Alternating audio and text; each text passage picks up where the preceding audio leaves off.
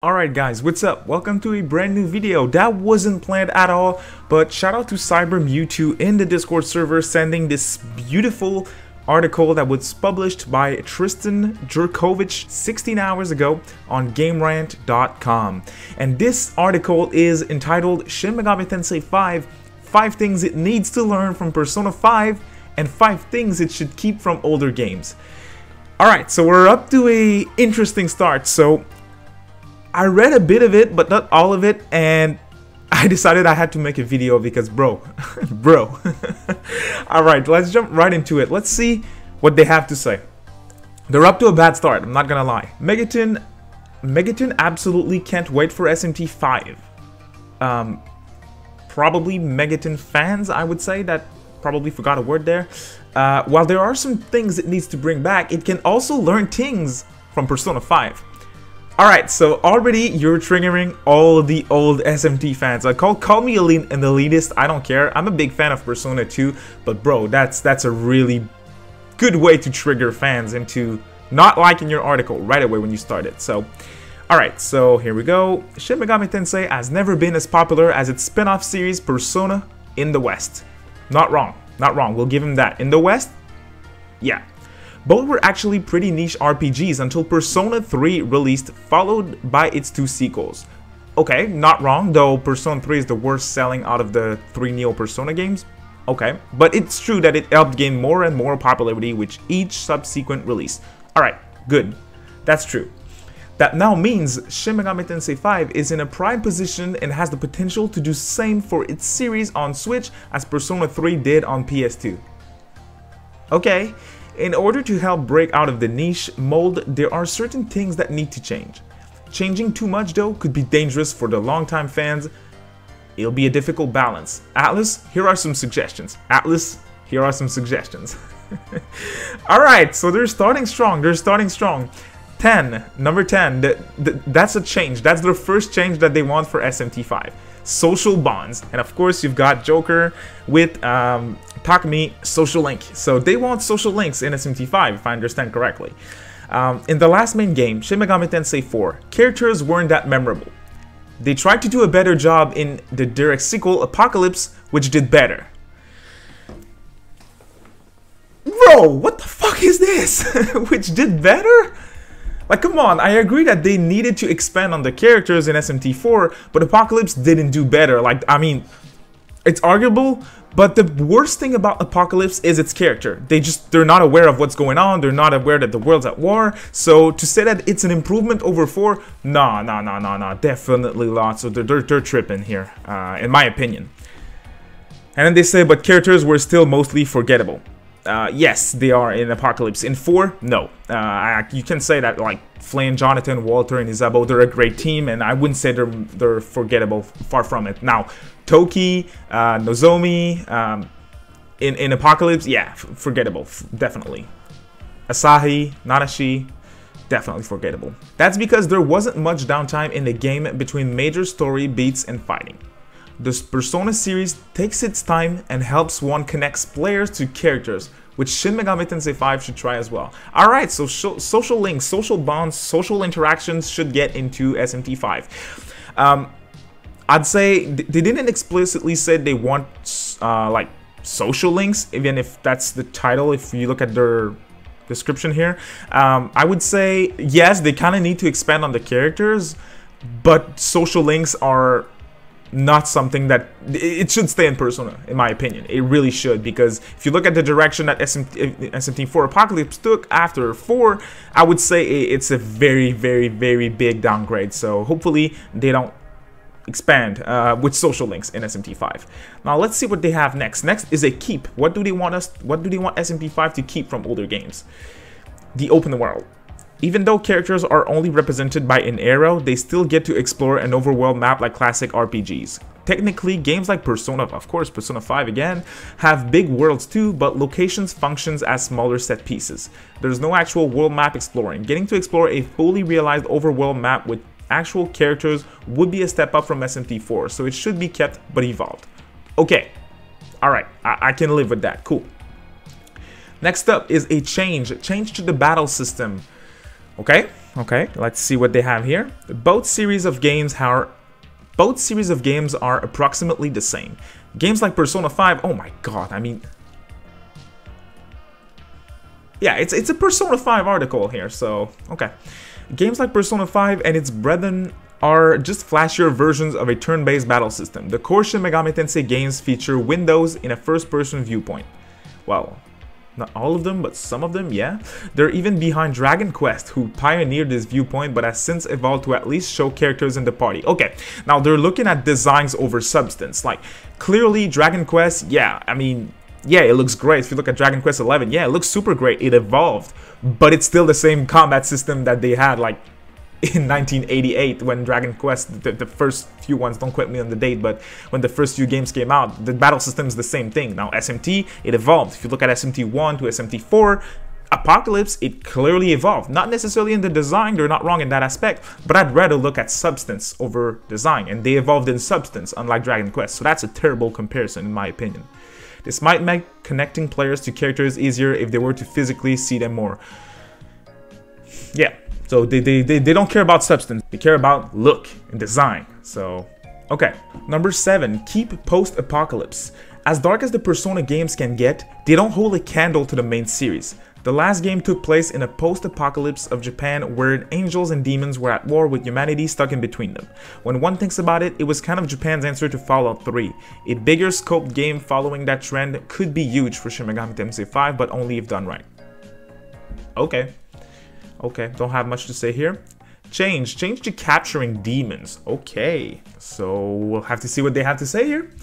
Capturing shadows and getting them on the main character's side was all about obtaining cards after battle in Persona 3 and 5.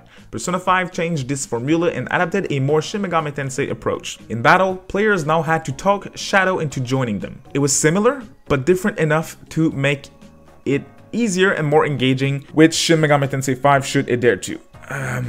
I mean, they say that Persona 5 took a more similar Shin Megami Tensei approach, and then they said that Shin Megami Tensei 5 should adhere to Persona 5's way of capturing demons, so that's really weird. Number 5, that's a keep, the length of the game.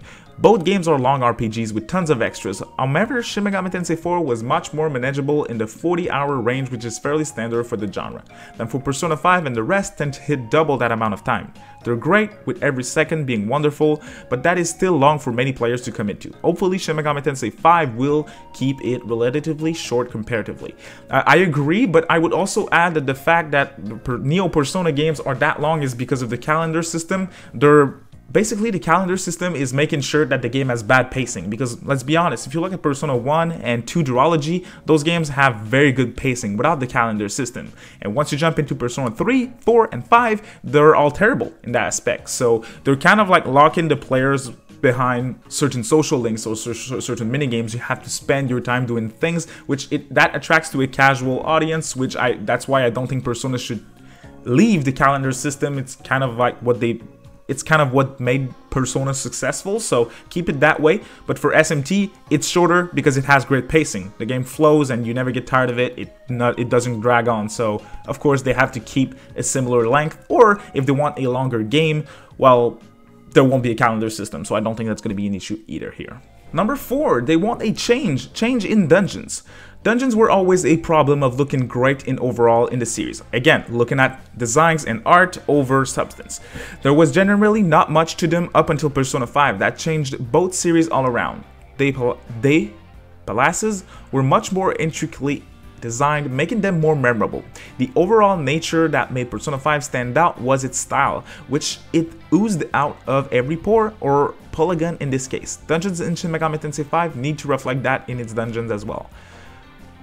Okay, I was scared that they were going to talk about like the little puzzles that you can find in Persona 5's palaces, because we have way better puzzles in SMT dungeons, so I was scared. They didn't go in that direction. Again, they're looking at design, so they want more beautiful designs, but SMT, mainline SMT was never on like an hardware capable of running engines as powerful as like the Persona 5 engine. Now with Unreal Engine 4, I think they're going to expand on the design of the dungeons, so they're probably going to be happy.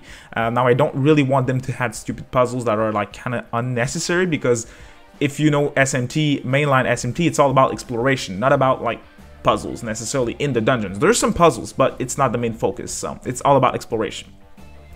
Number 3, they want them to keep the darker story. Okay, to coincide with SMT 5 keeping a darker area or setting with the post-apocalypse, hopefully the story will reflect that too. There were gods in Persona 5, but again, the overall narrative was much happier in tone, or at least one could say optimistic. The thing that was great about Shin Megami Tensei IV and its predecessors were their bleakness, and that's something that should continue as it flavors the genre better on the whole. It doesn't necessarily have to take place in an apocalypse, but let's try for a tone on the scale of Attack on Titan or Neon Genesis Evangelion.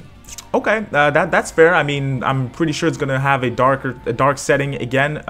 It's not gonna be like Persona in that regards, I would assume, because even SMT4 Apocalypse, which clearly took inspiration from Persona in certain aspects, like the characters and characters' interactions and stuff like that, they still kept their really dark tone and design overall with the story. So I think they're gonna keep it that way. So good point here.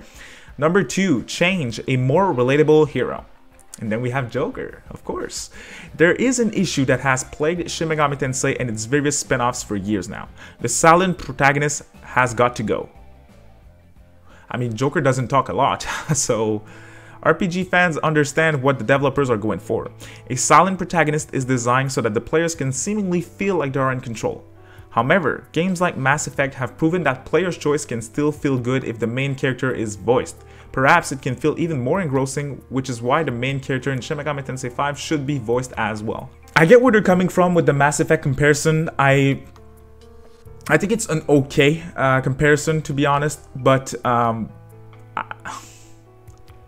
don't think it's necessary, because unlike what they say here, I think the main characters are relatable with the choices that you're doing, and like you really decide in which direction you want to head with your character. You decide what you want to say at all times, and I feel like the addition of voice acting for the main character, I don't know if it would really make it a better experience in my opinion, but I'm curious to hear what do you guys think about this point. I'm kind of confused here. Drop a comment below and let me know if you think the main character for Shin Megami Tensei V should be voiced as well. Number 1, keep the music. The music in Persona 5 and its predecessors all feel the upbeat mood of an The music in Persona 5 and its predecessors all fit the upbeat mood of an high schooler. The same holds true for the main games. What with the darker tones? The same holds true for the main games. What with the darker tones in setting and narrative.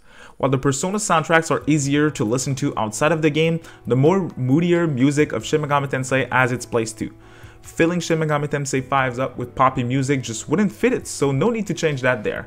Alright, cool, so they ended on a great note. Overall, I'd say this is definitely not the worst Gamerant article that I've seen about SMT and Persona, but it's still pretty bad. I mean, to add social links is like, change the battle system, and their comparison to Dragon Quest is really terrible. So this is it for Games Rank article on Shin Megami Tensei 5 things it needs to learn from Persona 5 and 5 things it should keep from older games. I'd say that was a solid 4 out of 10 article, to be honest. I don't think the person who wrote the article is a big Megaton fan as a whole. Clearly he only talks about Persona 5, and I'm pretty sure he only played SMT 4 and 4 Apocalypse. So yeah, but can't blame him with what he played. I mean, it's okay. It's an okay article. Not as bad as I was expecting when I read only the first point here. So if you guys enjoyed the video, drop a like. That would mean a ton. And please drop a comment below. I think that's going to be super entertaining to read. So drop a comment and let me know what you think of this interesting article from Gamerant. If you're new to the channel, I cover everything about SMT, Persona, and Atlas stuff. So please consider subscribing. And don't forget to ring the little bell icon to get notified every single time that I upload. Thank you all so much for watching, and we'll see you in the next one. Bye.